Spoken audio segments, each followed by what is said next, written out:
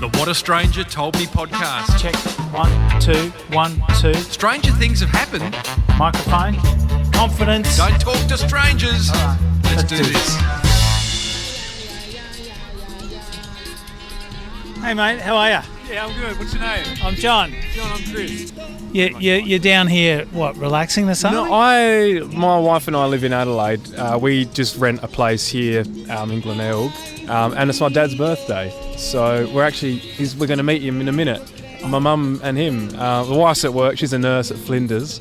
What do you do with yourself? I'm a sound engineer, tour manager for a group called Electric Fields, and I also work for just my local AV supplier as well. And here in Adelaide, and yeah, it's pretty good. I enjoy it. I love it. So what, you're often touring away from home and stuff? Yeah, like for example, I just flew in this morning. We just had a gig at Fed Square in Victoria there for NAIDOC week. So like Electric Fields are all kind of in that space, yeah, it was good. Just an event yesterday. So I often go away for 2 nights at a time, and usually the wife will do like the night shift just to make the most of the overtime while I'm away. Yeah. But so it's all right. It's good. It's good. I enjoy it.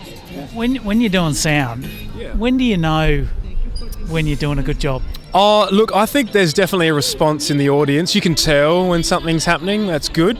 I also think that's probably part of the job, is having a bit of an innate sense of how something should sound and feel. Particularly this artist, when I first joined with them, you just ask them, hey, what are you going for? Let's have a listen to your tunes. And then you just kind of, continue that relationship. It's definitely, I think it's good to know the art and the science as well. I mean, not to go so deep into it and maximum wank factor, but, there's like anything really, there's a path to excellence in it. And I suppose I'd like to think that I choose that path in anything I do, not just work. If it goes wrong, people will tell you. I mean, believe me, it happens. They'll be up at the desk saying, what the heck? Oh, punters, managers, literally anyone. Yeah. So, but yeah, that's part of it. That's part of the growth, right? If you want a good growth, you want to be challenged. You need to, listen to the right people about whatever you're doing, whether it's work or relationship, life, faith, to help steer you in the right direction and help keep you growing. And that's how long have you been a sound engineer? Oh, I got out of it straight out of school. So I was 18. I grew up in church, so I started off playing drums. My parents were like on the music team. My brother and I kind of growing up. So I figured the church that we were in didn't really have a budget for great sound, and it's quite frustrating. And so I was like, I want to be a part of the solution. So I straight out of school studied it. Was always a volunteer in a church somewhere. And then, I honestly haven't really had any other career otherwise. Did you deck your church out when you found more out? Well, I tell you what, when the church had the money and when it came to upgrading with the right gear and the training, absolutely. Obviously, you work with tighter budgets when it comes to the smaller church that I grew up in. The church I'm with now in the Hills, called Hills Baptist, they've got a bit more cash, so they can afford a bit more, kind of the better end, more professional equipment, and also just the time for training and things like that. So that's definitely a blessing.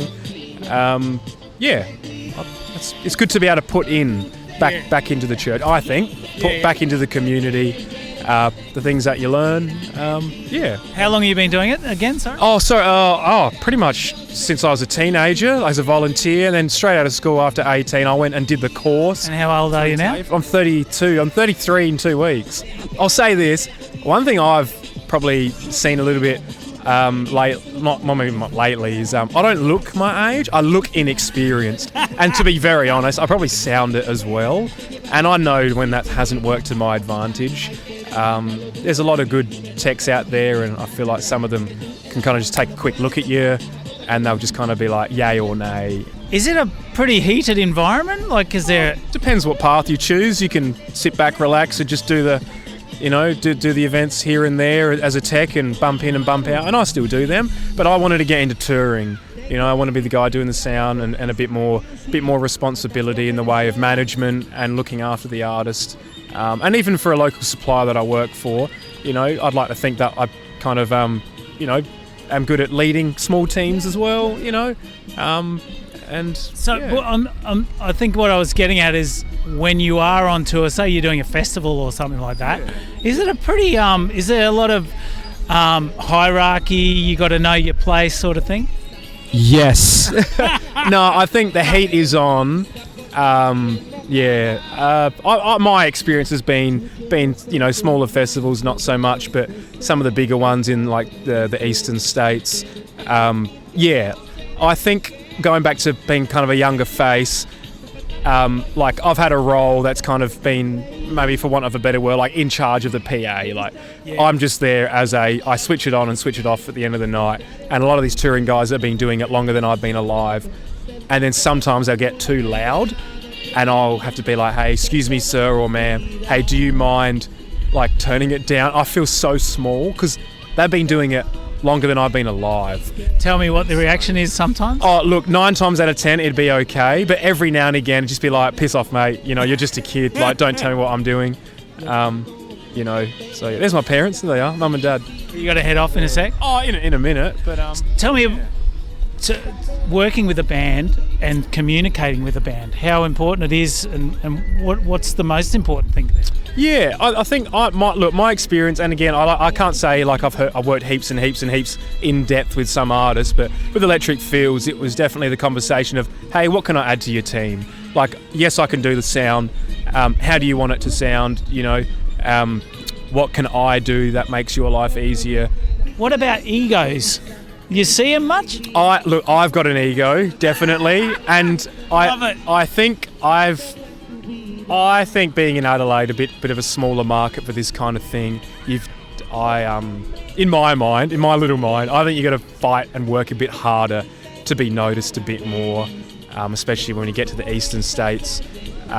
Maybe that's not everyone's experience. I think at the end of the day, if you're good at what you do, you'll progress. But I'd like to think that I'm picky and a bit choosy about what project that I'll say yes to, because I'd like to think that a project like a bigger festival, I'm going to rub shoulders with people who've been doing it longer than I've been alive, and I can get some real good, knowledgeable nuggets out of them.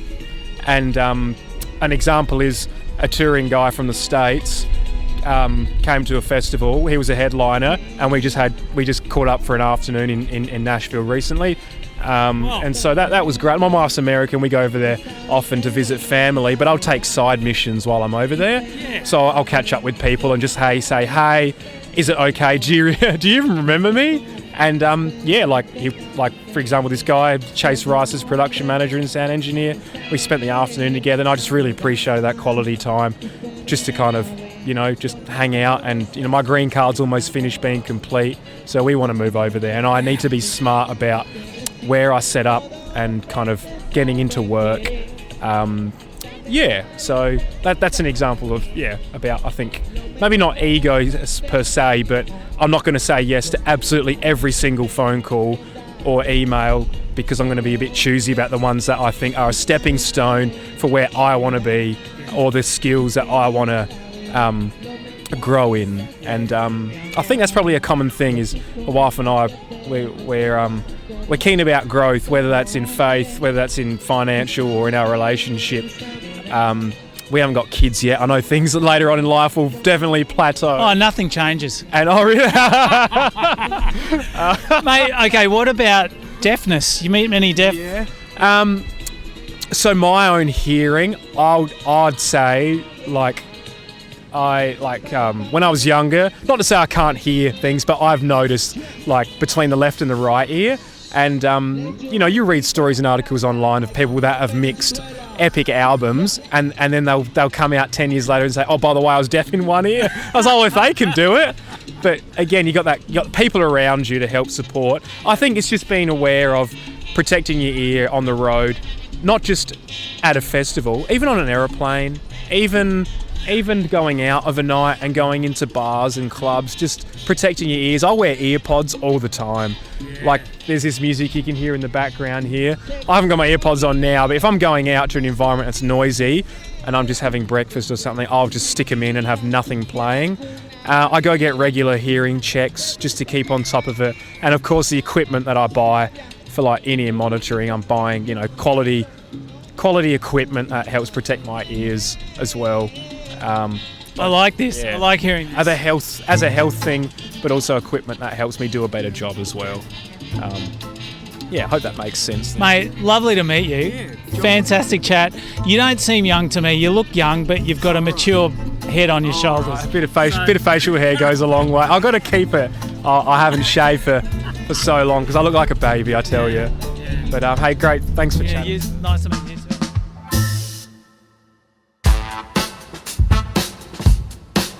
Thanks for listening, and don't be a stranger. If you've got a story you'd love the world to hear, then call us on 0489 272 286. Also, if you'd like us to chat to strangers in your town, or maybe you've got a conference you'd like a podcast from, Then contact us at whatastrangertoldme.com. What a Stranger Told Me is made by Tim Reed and John Kogel. Music supervision by Dennis Folletto. Photography by Andy McCall and Will Reed. See ya.